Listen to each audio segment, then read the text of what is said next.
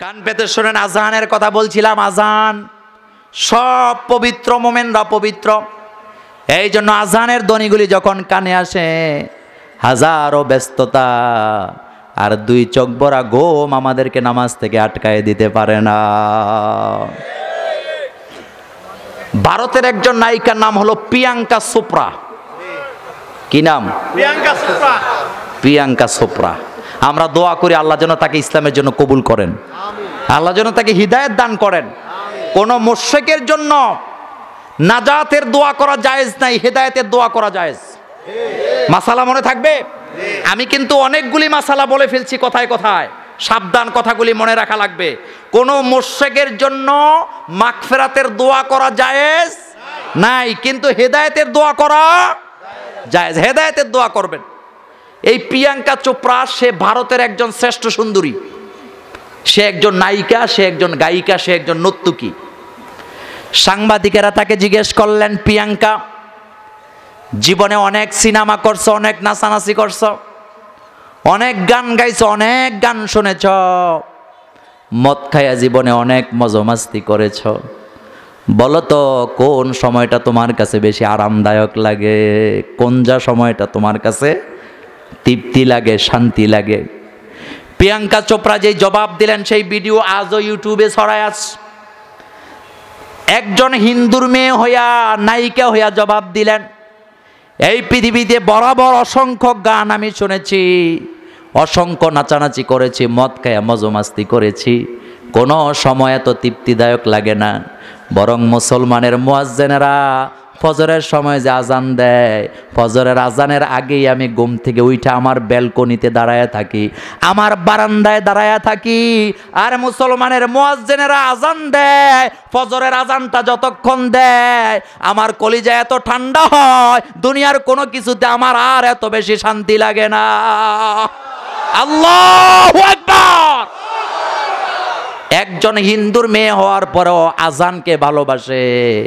আর আমার বাংলাদেশে আজানের বিরুদ্ধে কথা কয় এমন বেয়াদব আছে না? না, আজানের বিরুদ্ধে যারা কথা কয় আমরা বুঝতে পারি তারা মুমিন হতে পারে না, কারো না কারো দালাল হয়ে গিয়েছে।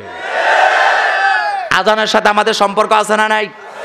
বলতেছিলাম আমরা পবিত্র, আমাদের ধর্ম পবিত্র, আমরা যেখানে নামাজ পড়ি মসজিদও, বিশ্বনবীও পবিত্র। কথা ঠিক না বেঠিক? এই জন্য যার লজ্জা নাই তার কোনো ঈমানও। আমাদের লজ্জা আছে না নাই? বিশ্বনবী ছিলেন লাজুক। বুখারী মুসলিমের সহিহ বর্ণনা, হযরতে আনাস রাদিয়াল্লাহু তাআলা আনহু, হযরতে আবু হুরায়রা বলেন, বিশ্বনবী ছিলেন কুমারী সুন্দরী রমণীরা যত লাজুক, কুমারী মেয়ের চাইতে আরো বেশি লাজুক ছিলেন মুহাম্মদ সাল্লাল্লাহু আলাইহি সাল্লাম। জীবনে কোনো বেগানা নারীর দিকে চোখ তুলে তাকায় নাই। আর আমরা বুড়ারাও টিভির সামনে বইয়া চাই না? আপনাদের এলাকায় নাই? বলবো, নামাজে যায় না, টেলিভিশনে কই লাগা, তো তোর আব্বারে লাগাইছে তুই চা, তোর মায়েরে লাগাইছে ল্যাংটা হইয়া নাচতেছে। নির্লজ্জ কোথাকার। অনুরোধ করে যে আল্লাহর নামে কসম করে বলি জান্নাত পাবা না। ইসলামের দিকে দাপিত হও। দাড়ি সাদা হয়ে গেছে, দোকানে বসে এখনো টেলিভিশন দেখা সময় কাটাও। মা বোনদেরকে বলে যাই, মৃত্যুর ডাক চলে এসেছে, এখনো স্টার জলসা জি বাংলা ছাড়তে পারো নাই, বুঝবা তুমি মুনাফিক, মোমেনের কাতারে তোমার নাম নাই। একটা সহিহ বুখারীর হাদিস মনে পড়ে গেছে, হাদিসটা বলি, মনে থাকবে না পরে। বিশ্বনবী যখন প্রেসিডেন্ট গোয়েন্দা বিভাগের দায়িত্বে ছিলেন, হযরতে হুযায়ফা রাদিয়াল্লাহু তাআলা আনহু, কে গোয়েন্দা বিভাগের প্রধান, মদিনা রাষ্ট্রের সকল গোপন তথ্য হুযায়ফার কাছে থাকে, লিখে রাখেন তিনি। এমনকি মক্কা মদিনায় যতগুলি মুনাফিক ছিল সমস্ত মুনাফিকদের লিস্টটাও হুযায়ফার কাছে আছে না নাই? একজন সাহাবা হযরতে হুযায়ফার কাছে যায় বললেন, ভাই হুযায়ফা, বিশ্বনবী তো তোমার কাছে মুনাফিকের লিস্টটা দিয়েছে, আমি এসেছি, একটু দেখো তো মুনাফিকের লিস্টে আমার নামটা আছে নাকি। কারণ মুনাফিকের জায়গা জাহান্নামের ভিতরে কাফেরের চেয়ে আরো কঠিন জায়গায় হবে, ঠিক না বেটি? হযরতে হুযায়ফা বললেন, ভাই বিশ্বনবীর আমানত আমি তো বলতে পারবো না, নিষেধ আছে।